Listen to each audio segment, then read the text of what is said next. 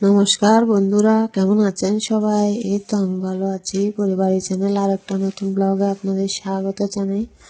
তো বন্ধুরা, সবাই কেমন আছেন? কেমন কাটলো আপনাদের সরস্বতী পুজো? কমেন্টে জানাবেন। এটা হচ্ছে সরস্বতী পুজোর ভিডিও।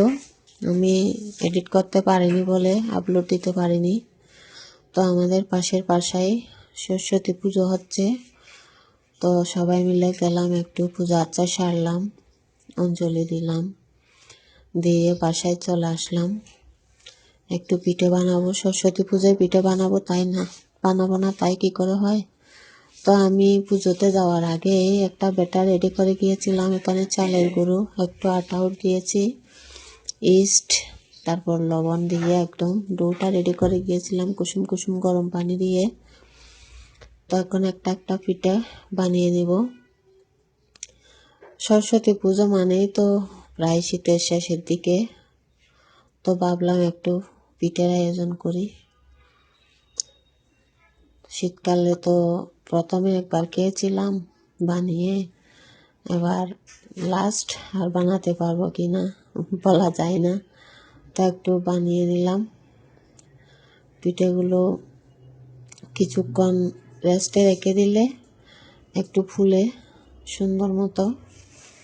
তো এই জন্য আমি 2 ঘন্টা আগে সব রেডি করে রেখে তারপর পুজোতে গিয়েছিলাম।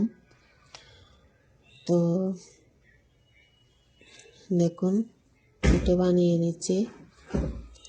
ছেলেমেয়েরা তখন ছেলে গিয়েছিল মন্দিরে, ওইখানে অঞ্জলি দিয়েছে। আমি পাশে আমাদের পুজো হচ্ছিল, সেখানে গিয়েছিলাম। দেখুন, পিঠেগুলো আমার হয়ে গিয়েছে। এখন একটু জল গরম দিয়ে দিয়েছি, দুধ দিয়েই করব আজকে, গরু দুধ দিয়ে। লিকুইড দুধ যেহেতু ফ্রিজ থেকে বের করা হয়নি, তাই আমি গরু দুধ দিয়ে করব, ডানো দুধে করব এটা।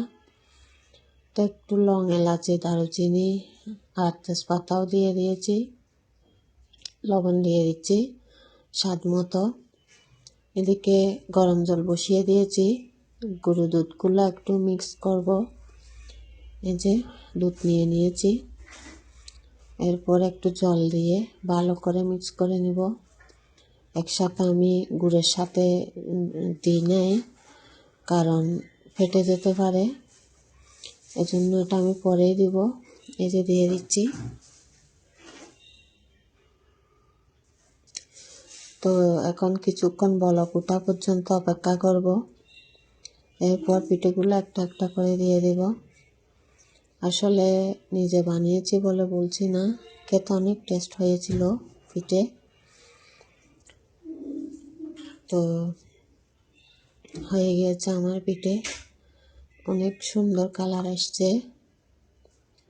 তো বন্ধুরা, ভিডিওটি লাইক দিয়ে শুরু করবেন, যে যেখান থেকে দেখছেন অনেক অনেক ধন্যবাদ। নতুন বন্ধুরা সাবস্ক্রাইব করে পাশে থাকবেন, লাইক শেয়ার কমেন্ট করে যাবেন একটা সুন্দর থেকে। তো বন্ধুরা, ভালো থাকবেন, সুস্থ থাকবেন, সাবধানে থাকবেন। টাটা।